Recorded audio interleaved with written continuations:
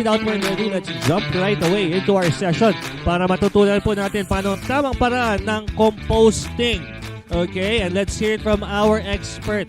Of course, no, laging inaabangan po ang mga sessions, no, and you can try to backtrack dun sa ating page. Napakagandang mga sessions and more in store for us, no, for para sa ating mga susunod na sessions. No, our senior advisor for poultry, no, and livestock sa CHC AGRITECH. Pero hindi lang po 'yan, pati na rin sa ibang mga kung ano-anong mga basta't agrikultura pag-usapan. Okay. No, yan ang masaya po dito. Pati paggawa ng mga bahay, ng mga kasama na rin yun. No? So, palakaw po natin. So, welcome our resource person for today, Mr. Edwin Espinoy, all the way from San Fernando, La Union. Magandang gabi po sa lahat, Sir Jan, at sa lahat po ng nakikinig. Luzon, Visayas, Mindanao at sa buong mundo na ang ating reach ngayon. No? Medyo talagang ibang level na ang CHC AGRITECH at ang classic na malayo na. Inaabangan tayo sa Reddit. Imagine mo 4 in the morning gigising ka para lang manood sa atin. Yes, My thank gosh, you po. Grabe, hindi ko alam kung natutulog na ba sila or hindi pa sila tutulog. Kung kagising lang nila. Grabe. But anyway, yan ang maganda. Sir Edwin, itong composting, I'd like to kasi you've been handling chicken farms for the longest time. Yes, and mas familiar ang tao sa chicken manure kasi dati palagi yan, 'di ba? Chicken manure, ganun. Yes po.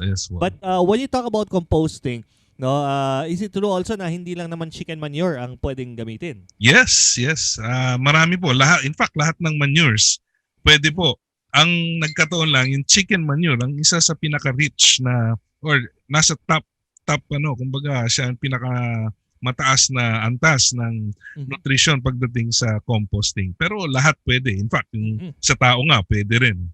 Yes, yung manure, no. But going back to yung sabi mo, you were talking about the nutritional when I was with a group sa ATI, we were talking also about good for vermicasting naman, vermicast ang gawa, no.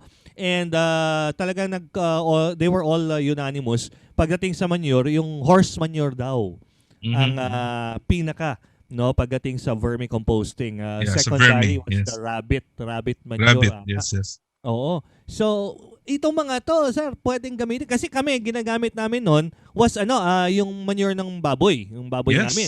Pwede farm, rin. no? Pwede rin, sir. Pwede. Oo. So, ginagamit namin ng AGRITECH and it was good and then vermicasting. Pero, would you think it would have the same effect para sa yung mga ganun? Specialized na kasi, di ba? Yung mga horse manure, yung mga rabbit manure. So, same effect ba yun, Sir Edwin? Yes, sir. Isa lang effect nun.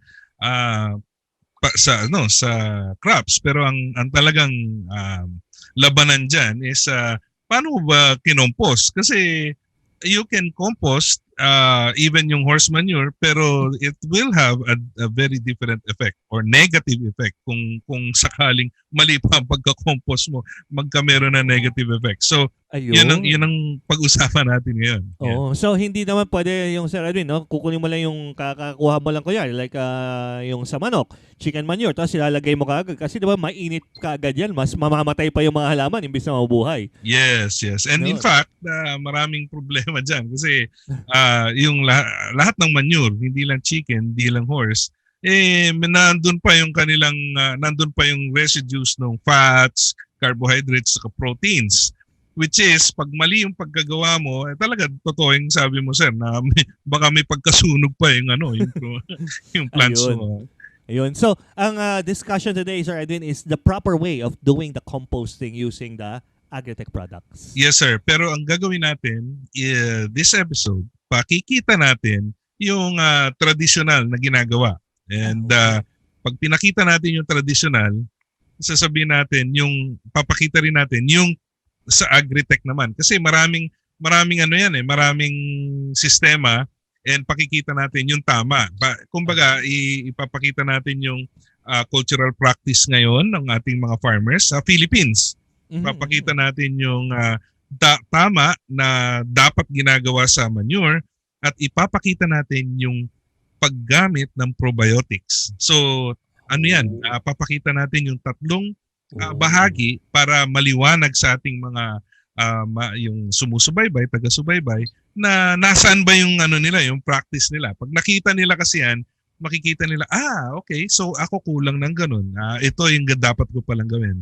And kung makikita nila yung advantage ng paggamit naman ng ating modern or yung tawag natin na technology, yung Japanese technology, makikita nila yung difference, yung napakalaking difference.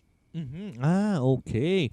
So, yun pala ang ano natin ngayon. So, everybody's excited to hear this, Sir Edwin. And punta natin ang ating session, Sir Edwin Espiloy. Yes, sir.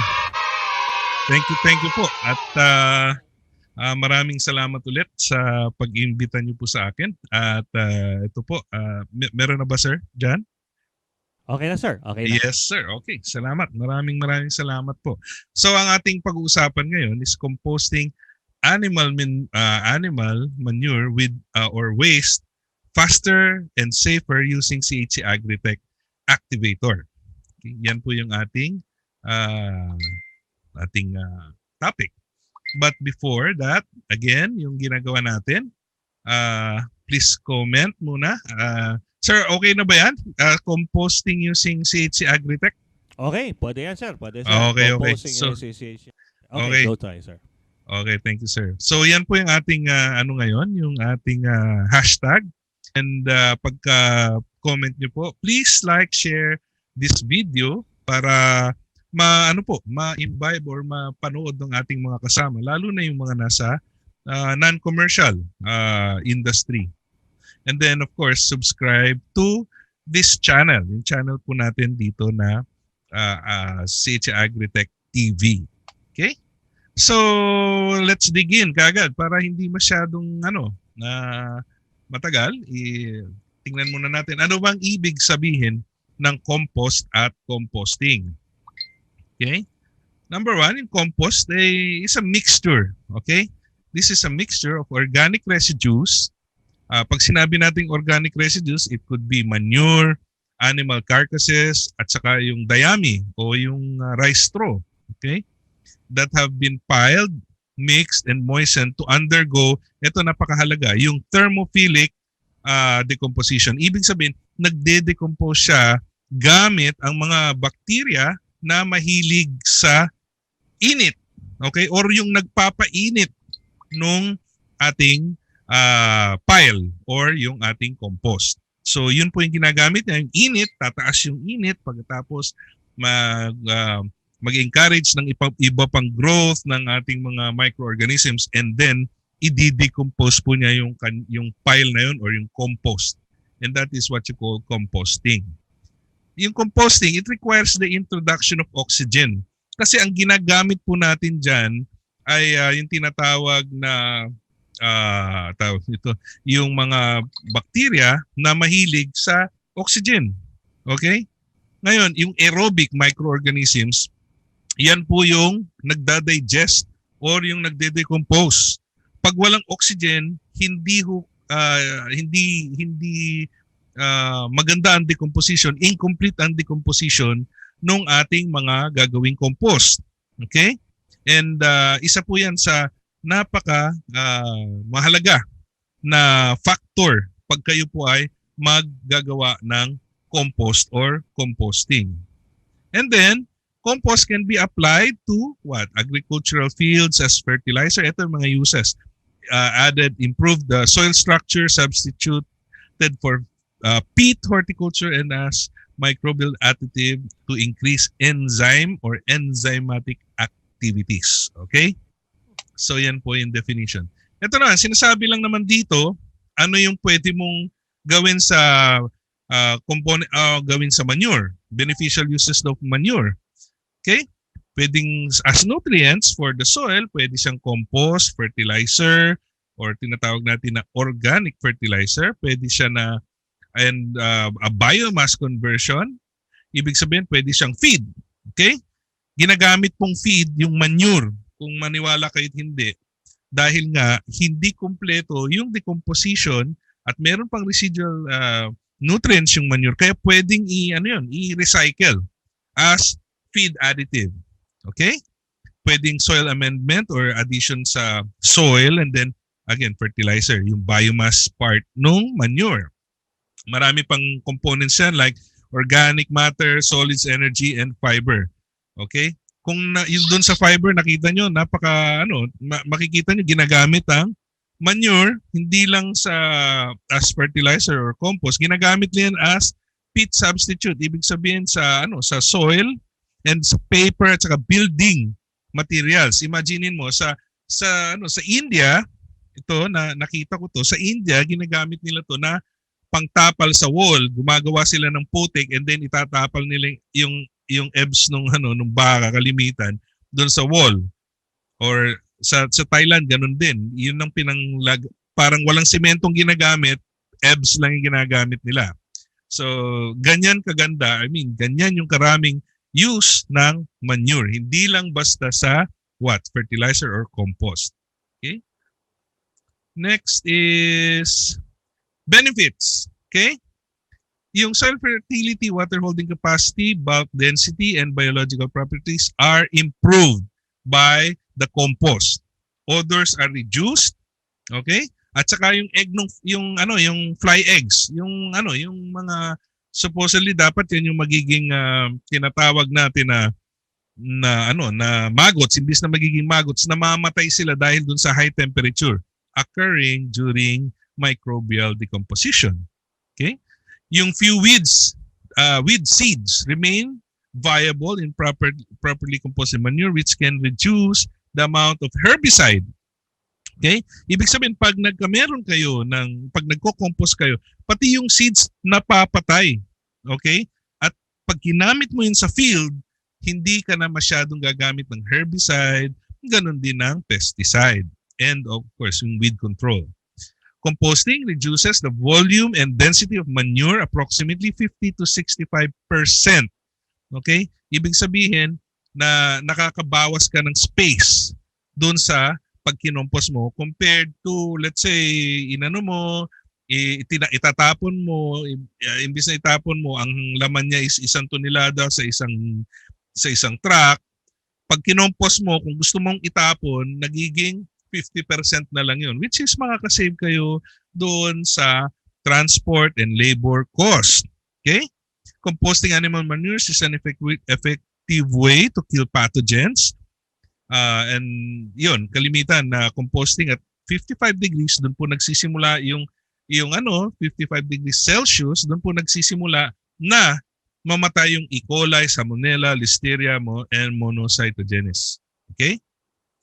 Kaso, eto, isa sa nakikita nila, may however dito, yung naka-yellow, nakikita nila yung Salmonella was still detected after 28 days in the manure pack and lagoon simulations. Yung E. coli din and Listeria were found in lagoons after 14 days. So, anong ibig sabihin? Sinasabi lang dito na hindi completely namamatay yung ating E. coli, Salmonella, which are yung mga kumbaga notorious na mga pathogens. Ito yung yung nakikita nila na nabubuhay or na-detect nila na nandun pa, present or active pa. Okay, after 28 days. And yung E. coli 14 days. So, isa po lang. Tandaan niyo lang po 'yan. Yan po yung isa sa mga sa mga facts about composting. Okay?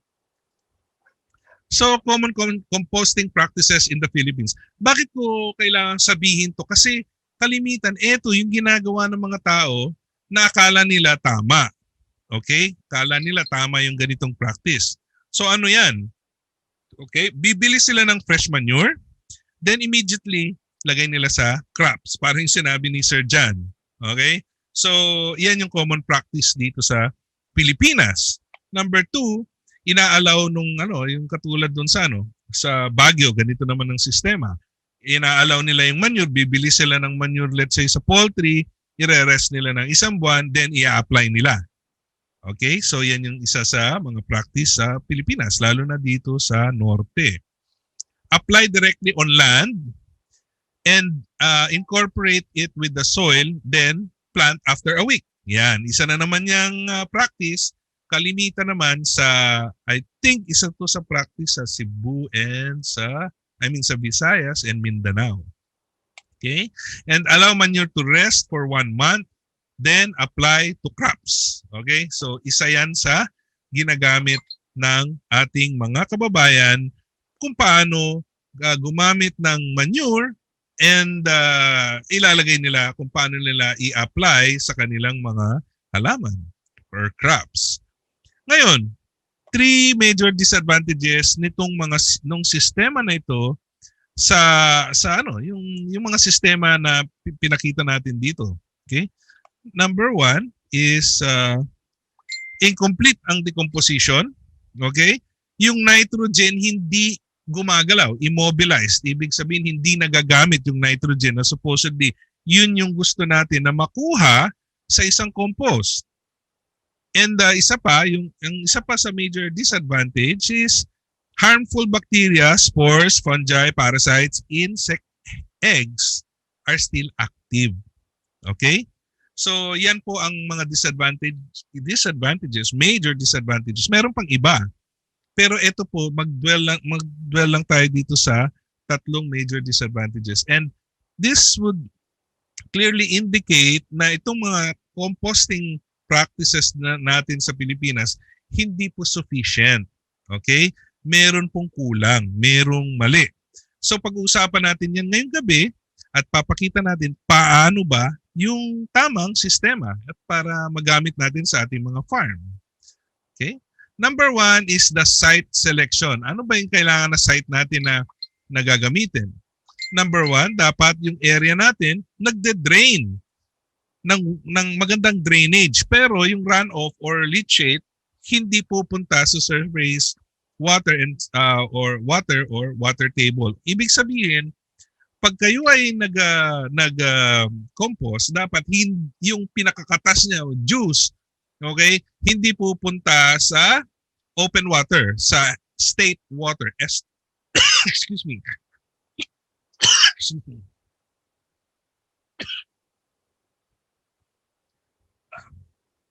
So dapat hindi siya pupunta sa tubig, okay, sa river, sa lakes, okay? And not be located along surface waters, yun ang sinasabi natin. And kung maglalagay ka ng ating ng compost, kung magse-setup ka, dapat compacted yung surface, yung soil, or lagyan mo ng sandy, mas matigas or mas magaspang yung ilalagay mo na material, yung sand material or soil material, coarser than sandy loam, or within, dapat hindi sa flood plain. Ibig sabihin hindi dun sa pwesto na bumabaha. Okay? So ideal areas where are well drained, ibig sabihin dapat na nakikita mo kung saan pupunta yung yung katas niya, kasi ang problema talaga is yung katas. Pag yung katas pumunta ito sa water table, excuse me, may problema po yan, dahil yan po pag hindi complete yung decomposition, magkakameron ng infection or mai-infect pati yung ating mga water tables, and eventually magkakameron kayo ng problema doon sa inyong water source. Baka pag inom nyo, magtatai kayo. Okay? And yung site should consist of concrete or packed soil or gravel and drain into a containment or impermeable collecting pond. Ano ibig sabihin? Kung sakali nagagawa kayo ng ng area para mag-compost, dapat may concrete. Okay? Pwede kayong gumamit ng concrete. Minsan gumagamit yung iba ng GI sheet, yung iba gumagamit ng ng tarapal, okay? Para hindi lang babagsak yung pinakakatas o juice ng ating compost. So yan po yung ideal site selection. Next is, bakit gano'n? Ito na yung process. How to do it? Ito na po yun. Yung tamang proseso ng conventional composting. Okay? This is how you do it, or how you should do it. Okay? Remember, yung microorganisms are responsible for composting. Are indigenous to for composting are indigenous to manures. Ano ibig sabihin nun? Yung mikrobyo na nagtutunaw doon sa ating manures ay nakatira na talaga or natural na nakatira doon sa manures. Okay? Para nyo hindi basically yung dating sistema ginagamit mo yung manure na kung ano yung nakatira doon na mga mikrobyo or probiotics, yun na mismo ang ginagamit na pangtunaw doon sa mismong yung compost pit. Okay? So yan yung essence nung kasi nung unang panahon wala pa namang paggamit ng probiotics. So ang ginagamit nila kung ano lang yung present doon sa poops ng manok, baka, horse. So yan lang yung ginagamit nila kasi may indigenous or meron ng likas na probiotics na nandun para mag-dissolve or mag-decompose ng mga manures. Okay? Ngayon, ang proper composting, pile manure, ibig sabihin ipunin niyo yung manure. Again, alam natin na dapat ito ay isang konkreto or may nakalatag na parang barrier para hindi pumasok doon yung mga katas sa soil. Next, achieve efficient decomposition. What?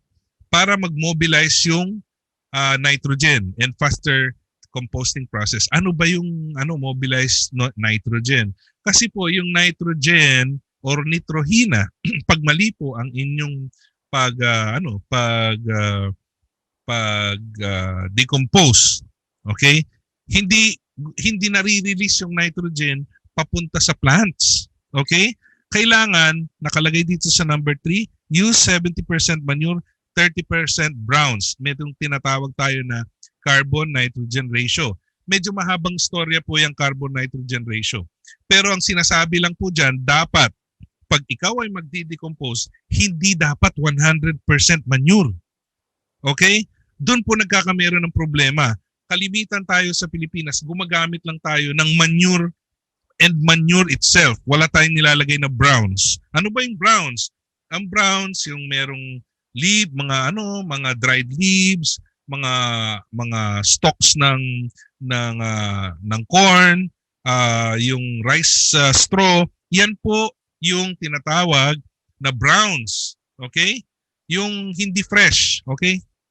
Hindi fresh. Ito po ay mga na tuyo na mga dahon at mga stalks ng mga halaman. Okay? So bakit ganoon? Para mag-mobilize yung nitrogen. Para may hihingahan yung may mag-absorb ng moisture ng manure. Okay? So yun po yung reason kung bakit kailangan natin ng merong 70% manure, which is about mga 60 to 80% na basa, at kailangan niyo ng browns. Yan naman po yung mag-absorb nung ating mga moisture. And of course, to mobilize yung nitrogen na pinag-usapan natin kanina. Yung CN ratio, hindi po natin masyadong itatakil yan dahil medyo mahabang usapan. Pero basically, ang pwede mong gamitin, again, rice straws, corn cobs, pati yung corn cobs, yung pinagbusil yung busil ng mais, and of course, yung sawdust, pwede rin yun. Yung pinaglagarian ng ng mga kahoy, pwede rin po gamitin. Yung iba ginagamit yung rice hull. Pwede rin po yun. Okay, important to add 40 to 65% of the pore space of composting material should have water. Okay? Ibig sabihin, kaya mo naman nilalagyan ng water para ma-enhance o lumaki yung indigenous or yung tinatawag natin, gusto mong paramihin yung indigenous na microorganisms doon sa poops. Ano ibig sabihin? Para maparami mo yun, tataasan mo ng kaunti yung moisture. At yung moisture na yun ang magpapadami doon sa poops. Okay? Doon sa poops meron kasing kaunti, hindi naman ganun karami. merong ilan na mga microorganisms doon, pero gusto mo yun ang padamihin. Ngayon, ano yung binabasa? Ang binabasa po dito yung browns. Okay? Yun po ang objective natin. Medyo babasain mo yung browns. Pero paano ba basahin? May simpleng test. Ang tinatawag dyan yung rag test. Ang rag test, ang gagawin mo, medyo babasain mo, hindi kailangan na basa, hindi kailangan na damp wet, kung kailangan mo moisture lang. Okay? Para mo alam kung tama yung moisture, ay kailangan parang pag yung basahan, pag piniga mo, hindi tutulo. Ang kailangan na quality nung pagkabasa is pag piniga mo, ang feeling mo parang piniga mo yung yung tawag nito, yung straw. Pag piniga mong ganun, dapat parang basahan na basa, hindi basahan na tumutulo. Okay?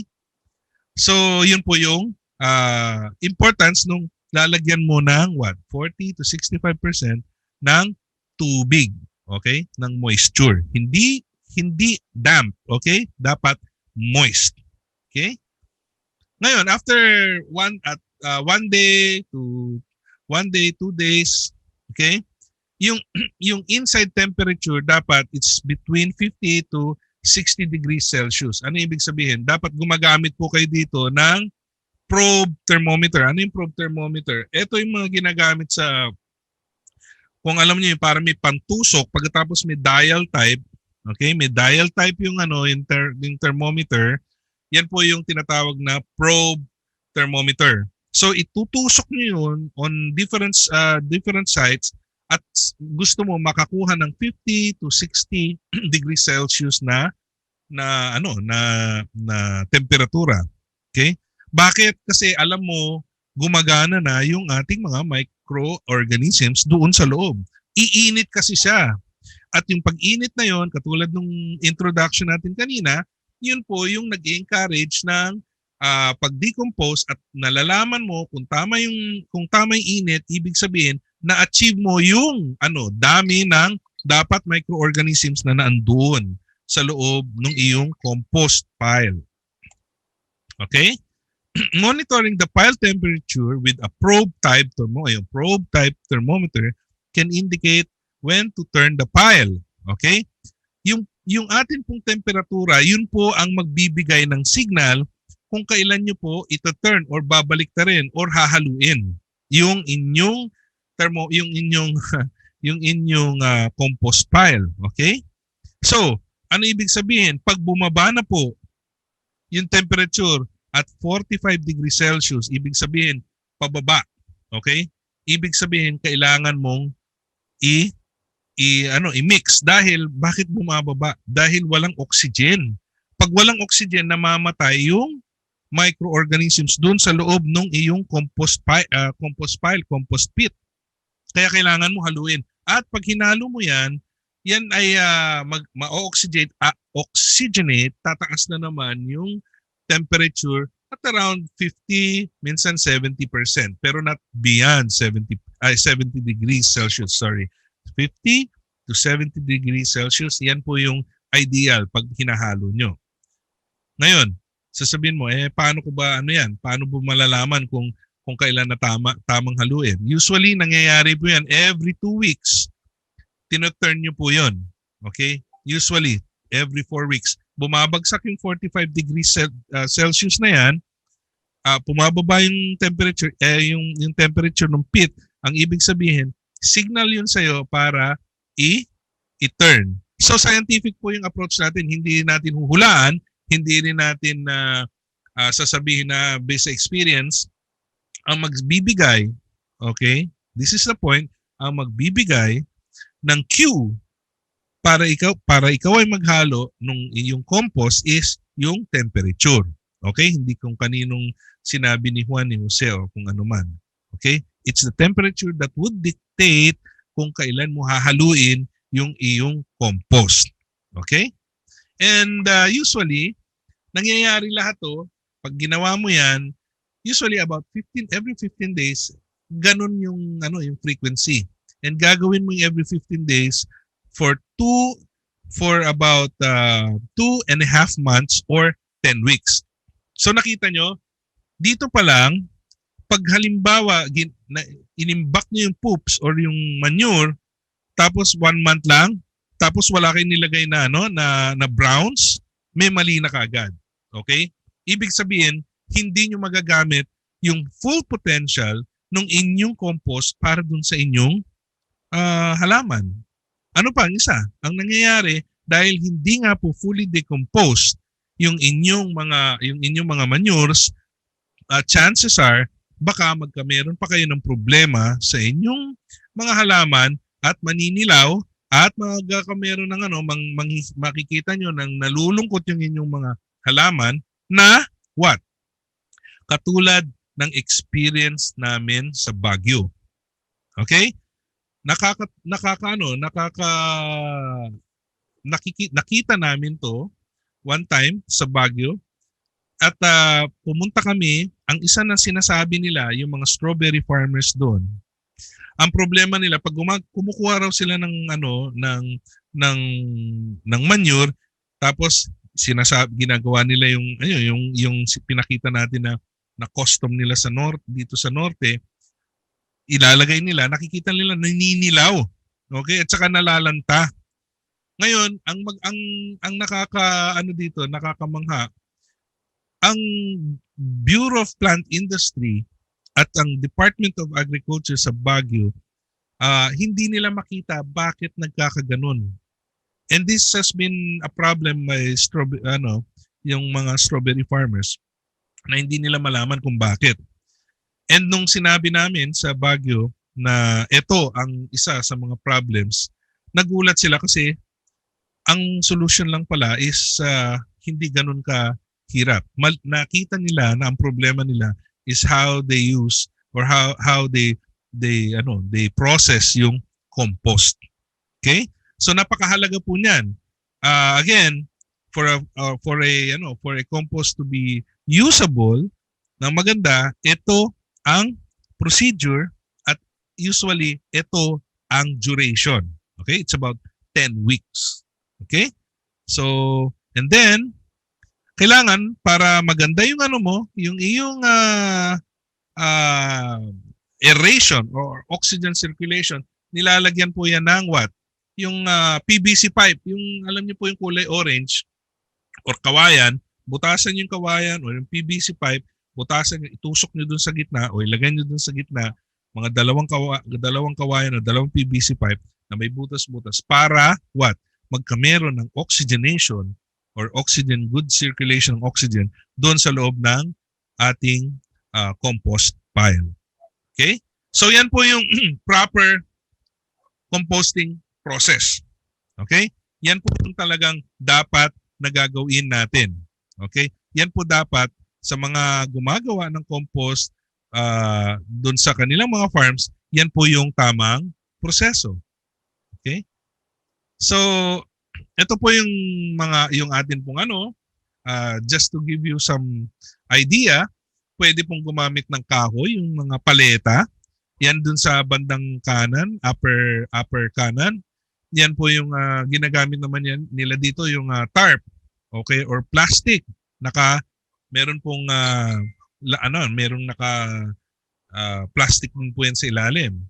Sa lower left, makita nyo, ganyan yung yung mangyayari dun sa paleta. Tapos makita nyo yung dito, yung breather. Ewan ko kung nakikita nyo dito I don't know kung nakikita nyo yung breather dito na yung parang sinasabi ko na na yan, kita nyo po yan, yung mga breather na yan.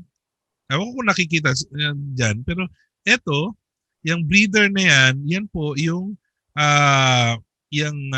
hinihingahan ng oxygen. Ibig sabihin, para ma-improve mo yung decomposition process, the natural decomposition process na nanggagaling dun sa mga dun sa mga likas na microorganisms mismo doon sa loob or nandun sa kasama na nung ating mga manure. Okay? So yan po yung ating conventional na practice pero tamang practice on how to make yung ating composting. Okay? Dito naman yung concrete, nakita nyo sa lower right, ayan po, isang example na parang kulungan ng baboy lang.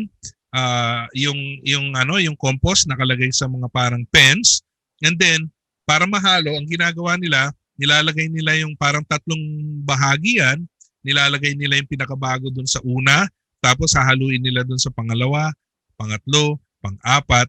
So ganun po yung ginagawa nilang composting. Okay?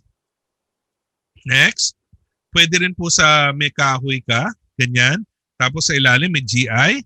Yung iba gumagamit ng what? Yung mga plastic containers para ang gagawin dyan ihahalo nila. Pag kailangan nilang ihalo, lipat-lipat, salin-salin lang. Okay? And ganun din po yung ating dito. Pwede rin po kayong gumamit ng GI wire. Yung tinatawag natin na welded wire. Pwede po yan. Or hog wire.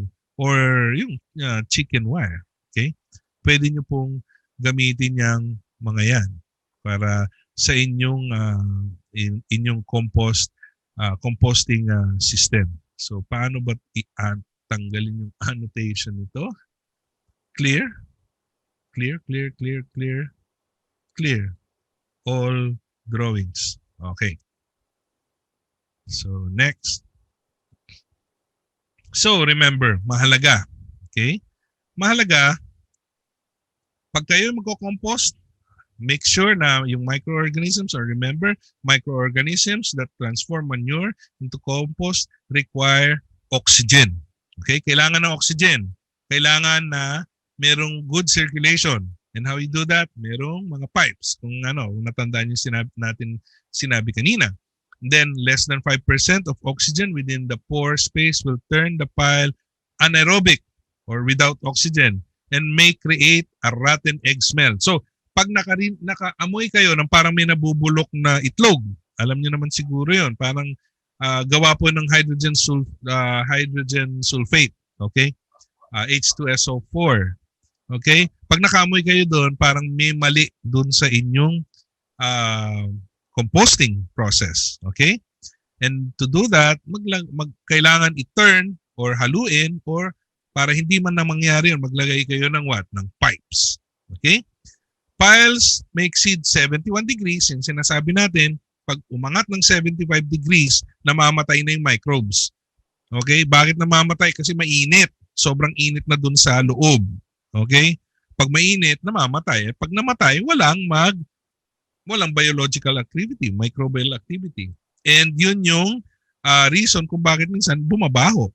And of course, yung piles mo have too much nitrogen, at pag maraming nitrogen, umiinit. Okay? Isa sa reason kung bakit umiinit yung ating compost pit, compost pile. So, yan po ang isang mga mahahalagang bagay na tatandaan natin pag gumagawa tayo ng ating compost or composting, pag nagko-composting tayo. Okay? Ngayon, disadvantages of conventional composting, katulad nung ilan sa nabanggit natin kanina, is number 1, it takes a long time. Imagine nyo, 2.5 months or 10 weeks para makakuha ka ng compost. Medyo matagal. Di ba? It requires frequent turning. 5 times na turning every 15 days. And therefore, it's laborious. Okay? So, ang tanong natin, okay, is there a better, safer, faster way? Of course, meron pong better, faster way. There is. And how?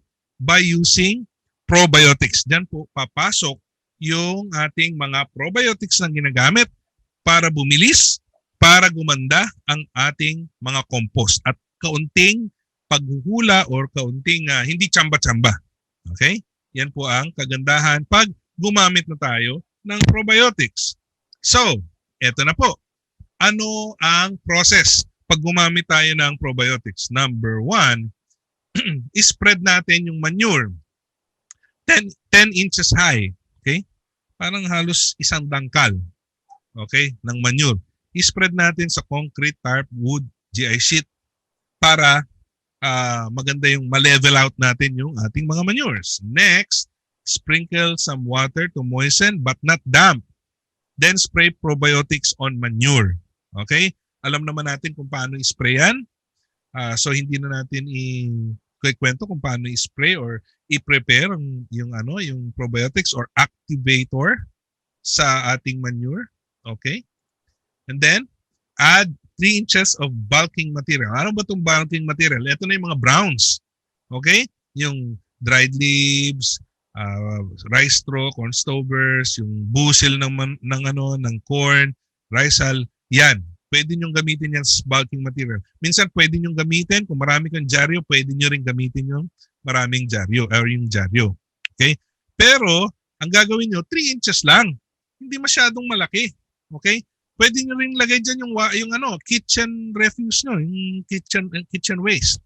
Pero wag nyo ilalagay yung buto ng mga kasi matagal ma-dissolve yan, yung mga buto. Pero yung inyong mga balat ng saging, yung mga pinagkainan ng yung mga hindi ng isda, yan, pwede nyo gamitin yan.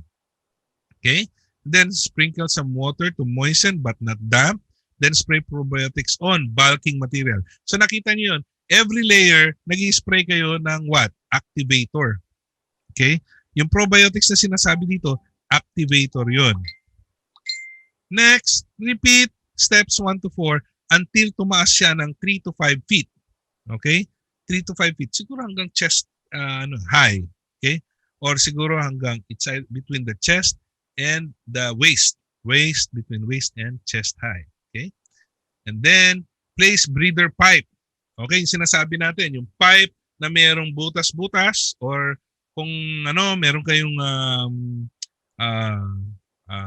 yung tinatawag na bamboo, yun, pwede yun, butas-butasan nyo and then tanggalin nyo yung culms o yung nandun sa gitna, yung medyo yung matigas na part ng bamboo, yung culm, C-U-L-M, okay?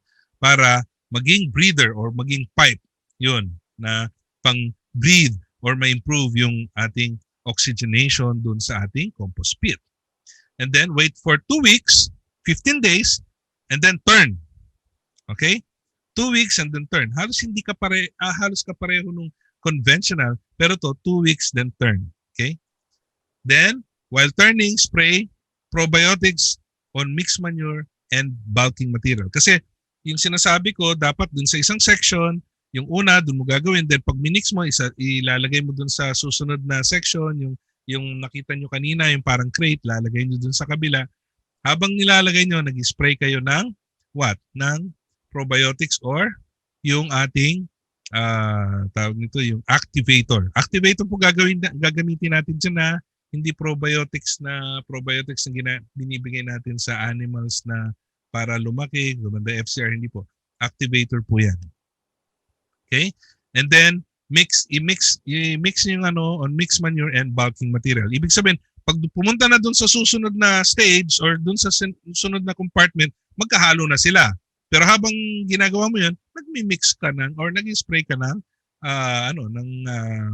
ating activator. And then turn the pile, yung ating compost pit, on the 4th week, ibig sabihin after another 15 days, and don't forget to put the breather pipes. Okay? Para maganda ang circulation ng ating ng ating oxygen and ma-encourage yung further or faster and faster decomposition ng ating compost pit. And then so teka, parang yan. Ito ngayon yung ating itsura. Parang ganyan po.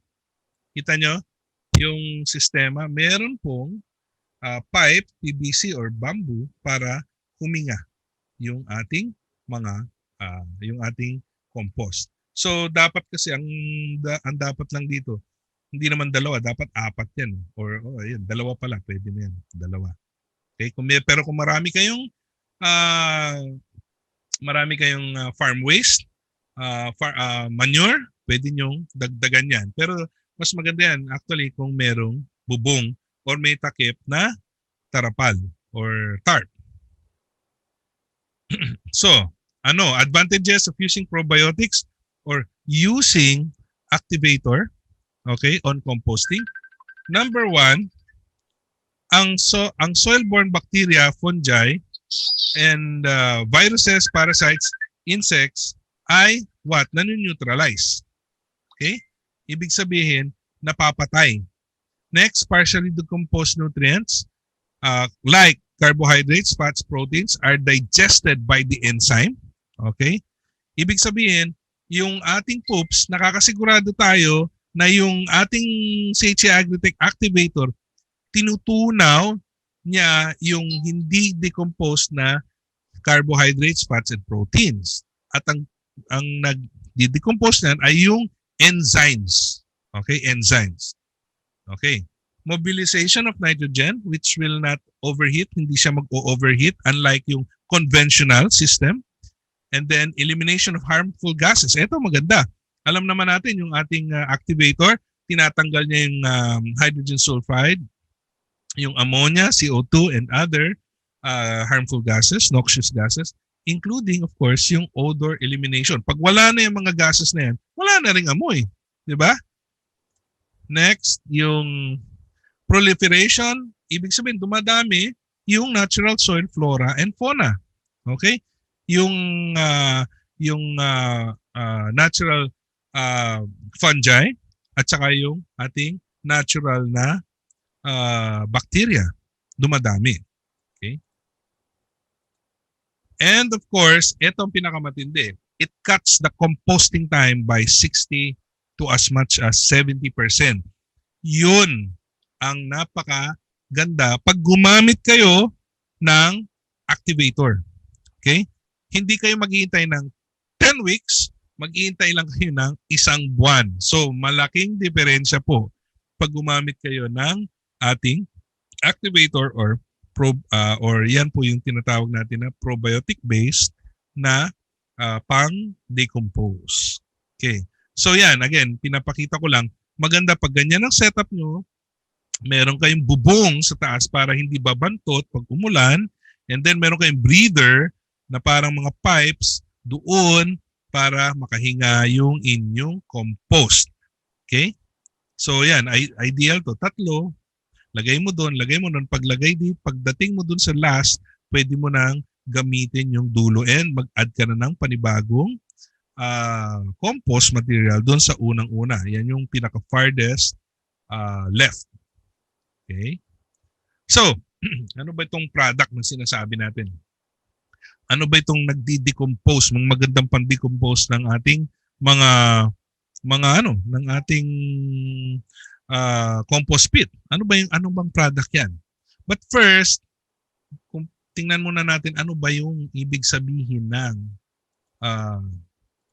probiotics. Probiotics are live beneficial microorganisms applied to a complex system, which is itong compost pit or composting system, kasi system to, okay, or environment to improve efficiency, health, and vitality in humans, animals, plants, and overall ecosystems, including industrial activities. Application areas include sewage treatment, industrial effluent treatment of contaminated water bodies, remediation of soil contaminated with toxic waste. So yan po, napakadami. Daming applications from industrial to agriculture, aquaculture, organic horticulture, and many, many more. Okay? So bakit kailangan nating gumamit ng probiotics? Bakit magandang gumamit ng probiotics? At dito sa ating pinag-usapan, bakit magandang gumamit ng activator? Okay? Maganda siya kasi safe para sa operator. Hindi nyo kailangan ng PPE. Okay? Hindi nyo kailangan ng mask, hindi nyo kailangan ng gloves or special na suot. Okay? Pwedeng ikaw nakahubad, pwede kang nakayapak. Okay? Pwedeng nahawakan mo minsan pagkatapos na nagkataong na isubo mo yung kamay mo, walang problema. Kasi it's very safe for the operator, safe dun sa animal, safe sa environment, non-pathogenic, hindi siya nagkukos ng sakit. Miski yan ay bacteria, alam natin bacteria or beneficial bacteria, beneficial fungi, hindi ito nagkukos ng sakit sa tao. Okay? It's all natural. In fact, it's organic, non-toxic, non-residual, non-resistance, no rotations, or replacements. So, napaka-safe ang probiotics. That's why yan ang preferred way para mag-compost. Next, sino ang nag-formulate ng CHC AGRITECH Probiotics or ng ating dito sa ating dinidiscuss, sino ang gumawa niyan, niyang CHC AGRITECH Activator? Siya po ay si Dr. Tetsuo Kamikawa, isa pong Hapon, microbiologist and enzymologist. Nandito po siya sa Pilipinas, tumira, at nag-graduate po siya sa Okinawa at sa Michigan State. At nag-research po siya ng mga endemic or likas na bakterya na nakatira or matatagpuan dito sa Pilipinas. At nag-perfect po siya ng isang formula na considered the first ever discovery of enzyme in liquid form. So, yan lang naman po si Dr. Tetsuo Kamikawa. Hindi po siya basta-basta na inventor. Isa po siyang henyo pagdating sa paggawa or pag-formulate ng probiotics. So, key components. Ano ba yung mga laman niyan, kuya? Ano ba ang laman ng CHC AGRITECH Activator? Okay? Ang laman po niyan, 4 na bacteria, 8 fungi or yeast, at 9 na enzyme. Kaya napakagaling siya na pang-decompose. Okay? Napakagaling siyang mag-decompose. Hindi lang bacteria, kundi pati yung yeast or fungi. At ang nagda-digest or ang nagdi-decompose sa carbohydrates, proteins, at saka sa ating fats ay yung mga enzymes. Okay? At ganoon na rin dun sa mga solid waste na nakapalaman doon po sa inyong compost pit. Okay? So ito na po. Anong product natin? CHC Activator. Eliminates foul odor, neutralizes harmful bacteria, disease agents, toxins in soil, water, and air. Eliminates pathogens, notorious pathogens like Salmonella at E. coli, prevents proliferation of parasitic worms, maggots, and flies. Okay? Accelerates conversion of organic waste into nutrient-rich compost. Ayun na, pumasok na si compost. Contains composting agents and biodigesters and can be used to treat organic waste in dead animals and animal manure. Yan na po yung sinasabi natin kanina, solid and water waste. Okay. So, sino po ba ang gumawa niyan? Anong kumpanya? Ang CHC AGRITECH Company. Ano po yung kumpanya na yan? It's a 100% Filipino-owned. Okay? 100% Filipino-owned. Okay? Established in 2016 and biotech and the Organic Biotech Distribution Company. Isa po siya a division of Classic Herbs Corporation, distributing quality health products and wellness products since 2002. Member of IFOAM. Isa po siyang registered company and the product sa under DA, FPA, BFAR, JEPS. Products analyzed by the National Institute of Molecular Biology and Biotechnology sa UP Los Baños. Okay? And product safety analysis done by SGS Laboratories. So napakaganda, napaka-credible dahil hindi lang po ito product na ginawa sa bakuran. Okay? Ito po ay ginawa na under strict mga standards na under sa UP Los Baños, na chinek ng UP Los Baños. Okay?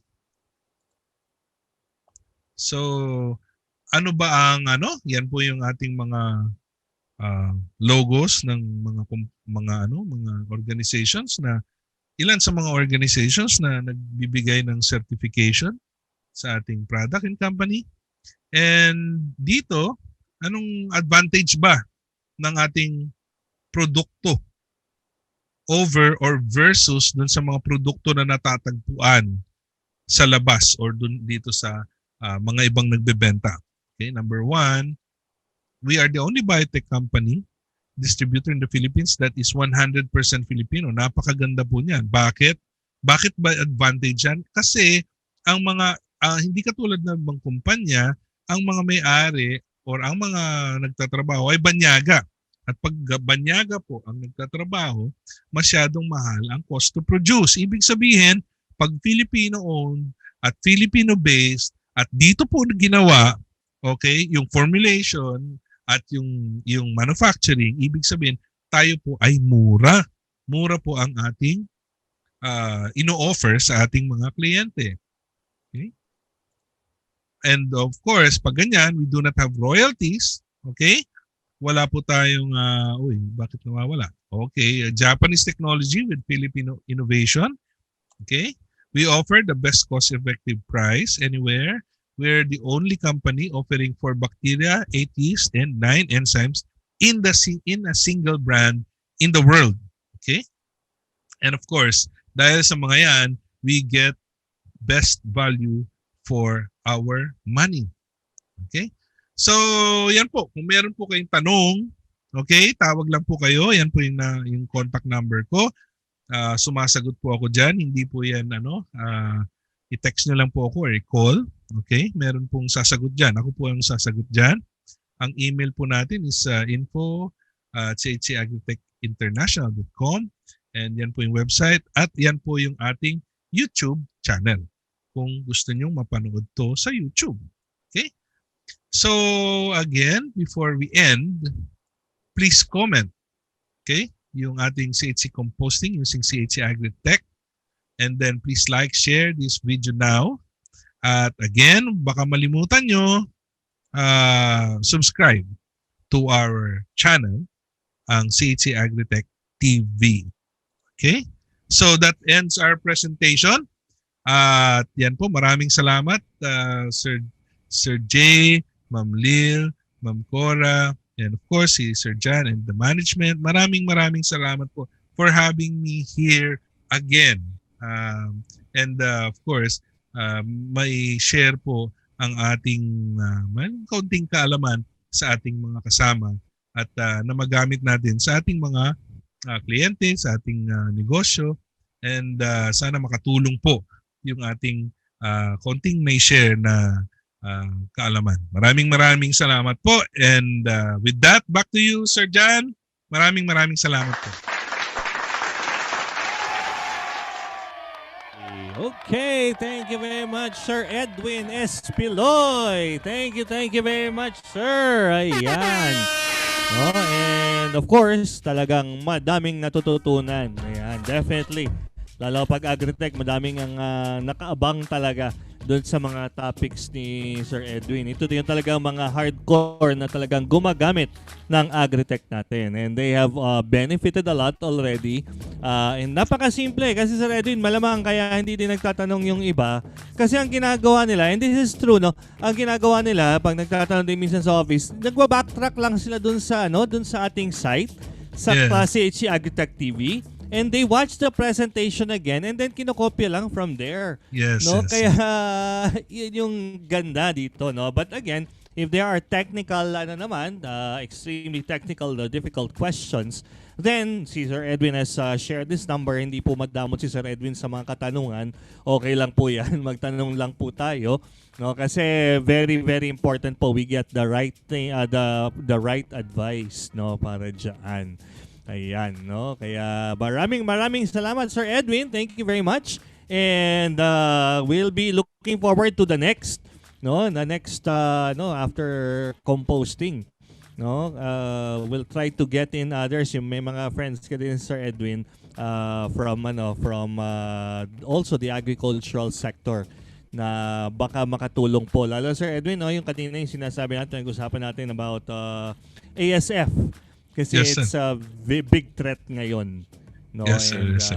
pa-help lang po, baka makakuha po tayo ng promising resource person for that also. No? Na actual din siguro para maganda din. Yun. No? So, yun. Maraming salamat, Sir Edwin Espiloy. No? Kaya, ayan, alam ni Sir Edwin yan kasi ginagawa nila yan. And, yun, parang sabi, may biases lagi tayo sa UP Los Baños. Siyempre, UP yan. No, okay lang yan. Minsan sama natin yung diliman para mas... Pero totoo po yan. In terms of agriculture naman, there talaga. Doon yung ating mga studies and yung kung saan nagpaano si si Engineer Tetsuo Kamikawa is also doon po talaga, no, kasi he wanted to get the best insights also, the best accreditations, and he found it there also, no, kaya napakaganda po ng ating produkto. Yun. So thank you very much, Sir Edwin, for sharing with us the best way for composting. And I'm sure madami po talaga ang magko-compost po, sigurado po ngayon, no, kasi ano naman, madami naman may kailangan ngayon, no? Yun yung ano. Sir Edwin, just in case, no, kung ipapalit talaga totally ang compost natin sa inorganic na fertilizer, is there any implications? Kasi sir, ang naibibigay ng ating compost ay yung nitrogen, which is yun yung pinakakailangan natin sa ating halaman. Isa sa pinaka-importante at pinakakailangan. Meron din kasi ang compost na phosphorus, pero yung even may potassium meron din. Ang problema lang kasi it's hard to compute, unlike pag sinabi mo kasi let's say magbibigay ako a certain amount of 4600, okay? Mas mahirap computein yung yung i-quantify pagdating sa compost. So, yun ang nagiging problema. Merong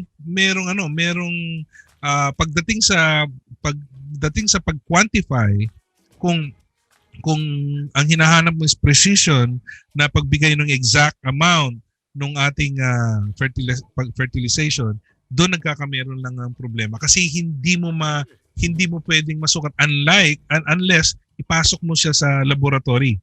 Yun lang ang problema. Unlike nung fertilizer natin, pag sinabi mong 14, alam mo na 14% yung amount ng NPK, ganon. And you can compute directly kung ano yung pwede mong ibigay dun sa plant. Let's say nakita mo merong deficiency sa nitrogen, and somehow hindi naman kumpleto yan merong deficiency sa nitrogen, sa potassium merong konting mas mataas, sa naman dun sa ibang may zinc, may kulang. So madaling mag-compute. Yun lang sa ganyan na sa manure, sa compost, hindi mo makuha yan unless i-compute mo pa yan sa laboratory, padadaanin mo talaga sa laboratory. Ayun. Oo, so that's the difference lang talaga, no? So maganda na siguro sabayan natin ito ng ating Maxi Grow. Yes. Since medyo meron tayong exact sa ating NPK doon. Yes. Tama po 'yun. Tama po. So it can work hand in hand, no? So, yung dalawa. Yes. Yung ating compost and the Maxi Grow. Yes. So Ang maganda dito, sir, dahil napapaikli mo yung time, pagkatapos nasisigurado mo yung decomposition ng CHC AGRITECH ACTIVATOR ay alam mo maganda. Ibig sabihin, alam mo yung graduation niya. Alam mo na yan talaga mabubulok. Ayan, madidecompose.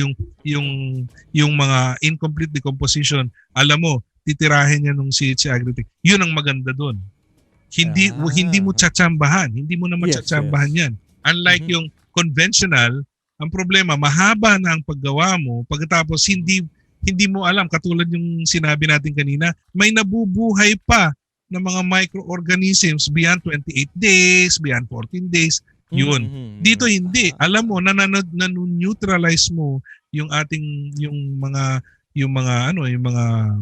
causes ng potential causes ng disease, na yun naman ang kalimitang nagiging problema, katulad nung kwento ko kanina sa Baguio na nawiwilt, nagdidilaw, nalulungkot. Yun ang nagiging problema.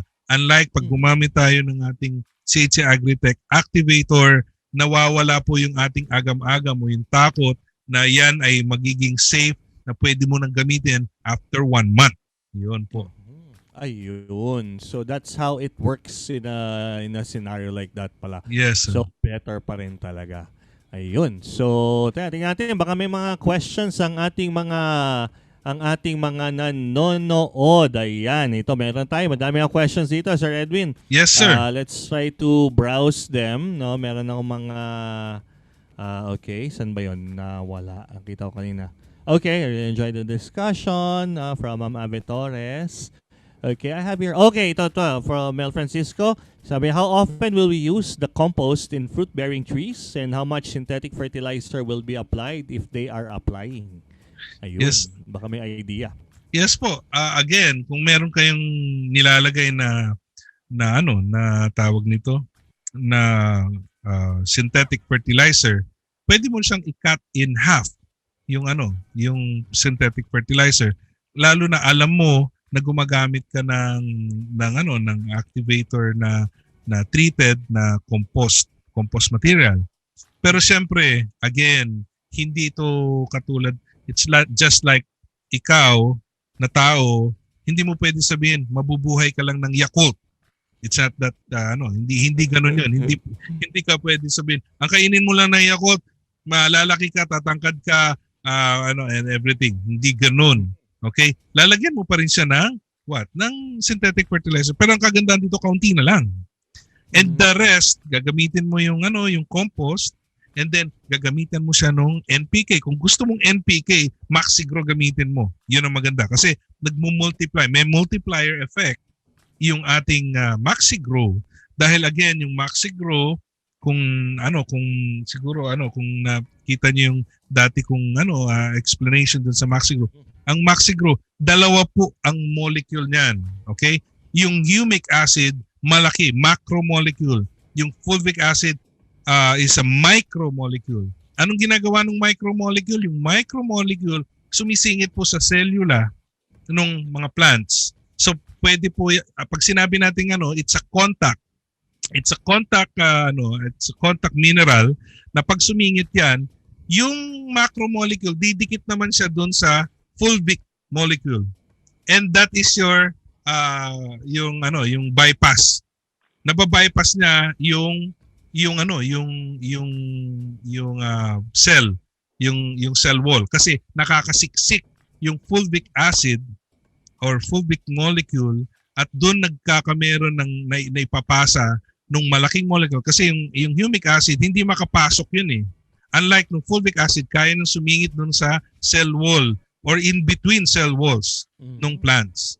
Okay? So ganun po ang sistema niyan. Kaya napakaganda. Kaya makikita niyo in fact 2 days, 3 days meron na kayong makikita pag gumamit kayo nung ating Maxigro. Kita niyo kaagad 'yan. And because it works at the cellular level talaga. Yes, cellular level po 'yan. Ayun, and that's the beauty of the products, no? Kaya halos lahat ng products po natin, no, the science behind it is really something else, no? Pagdating sa ating CHC AGRITECH products.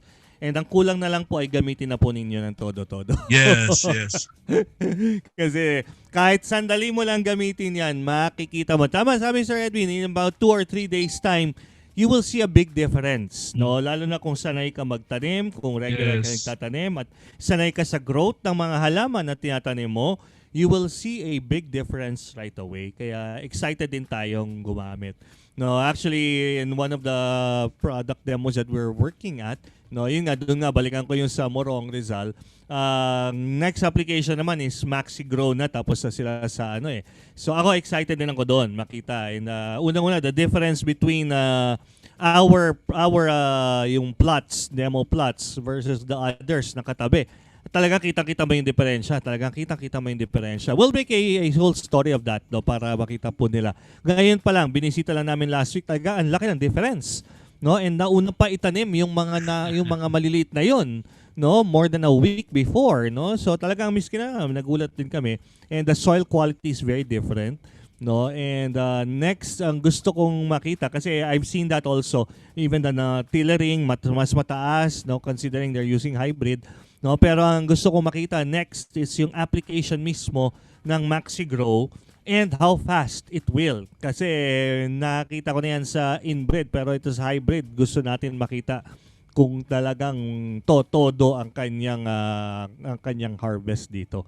Kaya excited po tayong lahat dyan. So that's the way it works on a cellular level and that's the advantage of using the CHC products. Ayan, ano? So, yun, ito pa, may question pa, Sir Edwin. Let's Yes, sir. throw Yes, sir. this in. Sir Edwin, about po sa mga vegetables, kapag gumamit po ng CHC Probiotic and Maxigro, need din po ba gumamit ng konting synthetic synthetic organizer or synthetic Fertilizer siguro yan. fertilizer siguro po. Yes, Ayan, sir. fertilizer tama. Yes po. Again, yung kaninang logic natin, hindi lalaki, hindi magiging yung tama yung nutrition. Kung halimbawa yung isang baby, binibigyan mo lang ng what? Ng Yakult. Okay? Hindi ganoon yun. Maraming nutrients. In fact, yung tinatawag natin na Chapkins magkafe. Okay? Yung merong at saka yung ADEC, yung ganon.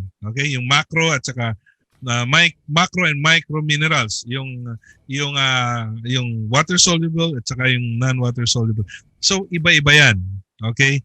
And makukuha natin yung mga 'yan, basically meron ng likas sa soil, number 1. Number 2, i-enhance yan nung ating tinatawag na microorganisms na nanggagaling na binibigay natin via yung farmer's friend. Okay? Yan yung isang pagbigay ng amendment doon. Ngayon, ano ba yung pinagagamitan natin ng tawag nito ng compost? Pinagaganda natin yung soil quality. Okay? Yung soil structure pinagaganda natin. Okay? So there's no such thing as yung parang yung isang one solution treats all, walang ganon. Maganda meron kayong halo-halo ng niyan para kumbaga sa baby pinalalaki mo, meron kang binibigay na ganitong pagkain na nakukuhanan yung calcium, bibigyan mo ng prutas na nakukuha niya ng ganito and everything. So ganun din ang gagawin natin sa plants natin. Ang plants natin walang pagkakaiba sa hayop, sa tao. Kailangan kumpleto yung bibigyan mo siya ng maraming choices na pwede niyang pagkainan. And isa na yan, yung ating fertilizer na tinatawag na artificial or yung non-organic na fertilizer. Okay? So binibigyan natin yun dahil yun, syempre merong iba yung concentration nun eh.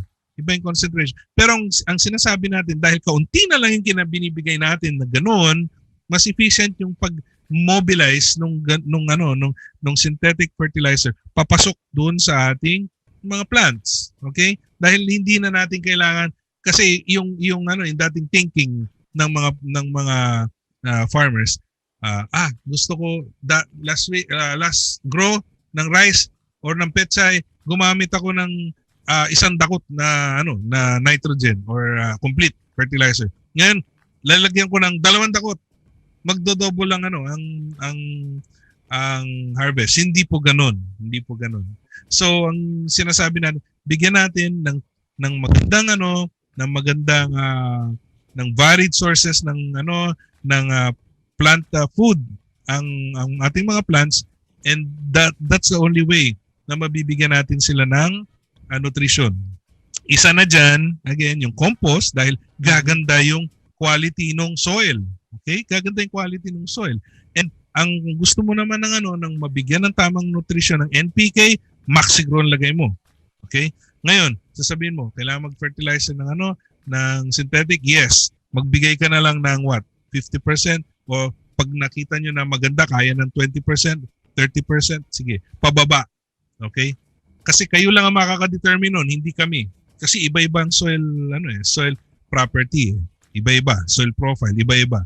So, ang makaka-determine yan kayo. Pero ang point nun, ang general direction is you will use lesser synthetic na implements or synthetic na regimen para hindi kayo magastusan, 'di ba? Saka naman makakita, binibigay mo ipot or na basically it's junk. Okay? Pero ito, binibigay mo natural na pagkain ng plants natin. Okay? So ganun lang po 'yun.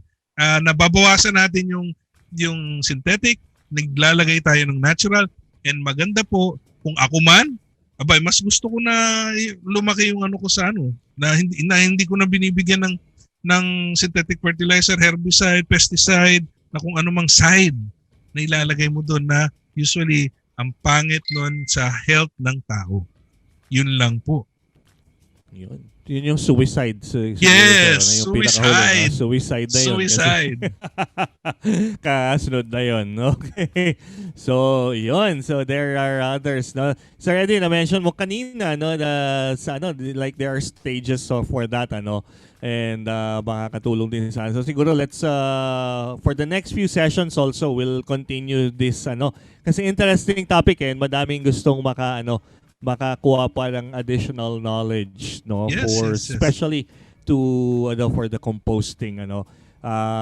Kuha ko nga ng may nag-message din si Sir Albert, we'll get more information, no, on mismong MaxiGrow, no, on how they can also use it sa composting, no, to share, kasi nakakatulong din talaga siya, no. So yun po, no, so mag-message po tayo, no, sa ating hashtag for the day, no. So sa Sir Edwin, mamimigay po tayo ngayon, magdadagdag tayo ng 5 prizes pa ngayon out of the 10 pa, kasi kahapon hindi tayo nakapagpa-raffle, ano. So magdadagdag tayo ngayon, but of course ang mga prizes natin ngayon will be adding more load, 2 pang load, and we'll be adding for a grand prize, no, excuse me, maglalagay tayo ng isang probiotics, saka isang let's put in 500 grams of probiotics and 500 grams of yung ating CHC AGRITECH Activator. Yun ang gagawin po natin na grand prize for today. Tapos mamigay tayo ng mga tigdadalawang 100 grams each probiotics and activator. Kaya that would be our prizes for today. So lahat po, please like the stream. Kailangan nagla-like po tayo. Pag hindi niyo po ni-like yung stream at nag-comment lang po tayo, hindi po natin hindi po tayo makakapasok, kasi kailangan i-like at mag-comment ng hashtag na composting with CHC AGRITECH. Okay? So 2 po 'yon. Like and then hashtag. Okay, yung stream po i-like. Pero kung hindi nyo pala like yung page, i-like nyo na rin para mas masaya. No? At i-follow nyo na rin, at i-share nyo na rin. No? Thank you very much for those who've shared. No, we've got more than 100 shares ngayon. No? Thank you. Maraming salamat. At least you're helping more people discover the benefits of the products and how to use them. At hindi po tayo bitin. Kasi yung iba, sinishare lang nila at parang teaser. No, kailangan bumili ka muna ng produkto kagad para i-share sa'yo paano gagamitin. Sa atin, share na yung produkto lang wala sila. Kaya talagang bibili. Ito talaga yung totoong sharing, hindi teasing. Diba? Dapat palitan ng Facebook na yan, tease. So sa atin, sharing talaga. Yun ang ginagawa ni Sir Edwin. So we share. No? Okay, so paki-message na po yung ating hashtag. And then let us teka, may isang question pa bago ako pumunta dito from March Fermano. Good evening po, Sir Edwin. Yes, sir. May gumamit po ng MaxiGrow natin, pero bakit nanilaw daw po ang dahon ng tanim niya? Ang lupa daw niya compost at may rice hull. Ay, okay. Sige, Sir Edwin. I will leave that to you na lang muna. Yes, sir. I'll just try to share later on. I had experienced that also. Pero sige, Sir Edwin, please. Yes, sir. Ay, yun po yung sinasabi natin na hindi tama yung decomposition nung ating manure. Yan po yung sinasabi ko kanina na that is a similar incident kapareho dun sa aming Baguio experience na hindi nila malaman kung bakit naninilaw at lumulungkot. Okay? Remember, kahit na lagyan mo yan ng fertilizer, okay? Lagyan mo yan ng MaxiGrow, lagyan mo yan ng kung anumang product, pag yung at yan din sinasabi natin kanina, pag mali ang iyong compost at inilagay mo doon sa soil, okay, ibig sabihin meron diyan na harmful bacteria na nagkokos, harmful bacteria or harmful na fungi na nagkokos, or nematode, even the nematodes, yung mga parang maliliit na worms, pwede na nandyan yun at yun ang nagpapadilaw, okay, at nagpapasama doon sa inyong halaman. Again, hindi ba sinabi natin kanina, even the nitrogen, pag naninilaw kasi, it could be a nitrogen deficiency. Ibig sabihin, hindi nag-move, hindi nag-mobilize yung inyong nitrogen. At yung nitrogen, yan yung nagpapa-green doon sa ating halaman. Isa yan, nagpapa-green. dun sa halaman. And isa pong cause yan na nangyayari pag mali ang inyong composting. Hindi komot kinompost nyo, nilagyan nyo ng Maxigrow, that's it. Hindi pwede yun. Okay? Dapat tama yung inyong treatment ng compost. And the only way to do that safely and in a shorter span of time, gamitan nyo po ng CHC AGRITECH ACTIVATOR. Ayun, no? So kailangan talaga, no? It's a trial and error thing, no? Even with all of these things, the best pa rin is we ang binibigay po natin, no? These are based on experiences and also based on experimentations. Pero sabi nga natin, no, napakadaming factors to consider. Yes. So, yes. una, baka mamaya hindi naman diniligan. Nilagyan ng magandang abono, nilagyan ng magandang CHC AGRITECH, hindi man diniligan. Kulang naman sa tubig. So, no, madaming factors po. No? So, tignan po natin. But again, these are the experiences na binibigay po. And if we can create our own, no, nag-experiment po tayo. No, okay po yan. Pero sa narinig po natin, tama din po talaga si Sir Edwin, no? We are looking at nutrient deficiency sa paninilaw. Halos lahat man po ganyan eh. No, kaya medyo let's look at that area, nutrient deficiency, no? Tama po yung in-advise ni Sir Edwin sa atin, no? And ang lupa also rice hull, no? Maybe what type of rice hull din ginamit, no? Baka best is using carbonized. Kung ako, I would prefer using carbonized rice hull. And pakitignan din po kasi ang carbonized rice hull baka mamaya sunog na yan. Kung sunog naman, useless din yan. May tamang proseso din po sa paggawa ng carbonized rice hull. No? I think nag-session din si Sir Liboy about that before. No? So, tignan din po natin. Pero, Ma'am Marge, pwede niyo yung nilabas po ni Sir Edwin.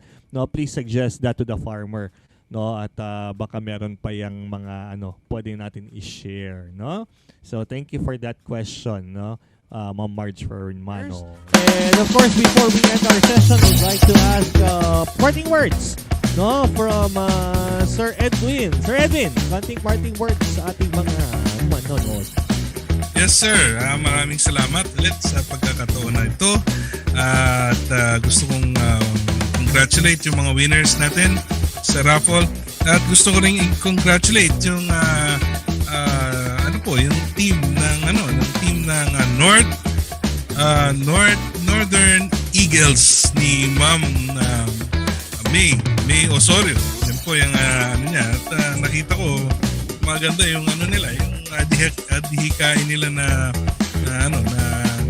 ngayon kinakalat nila yung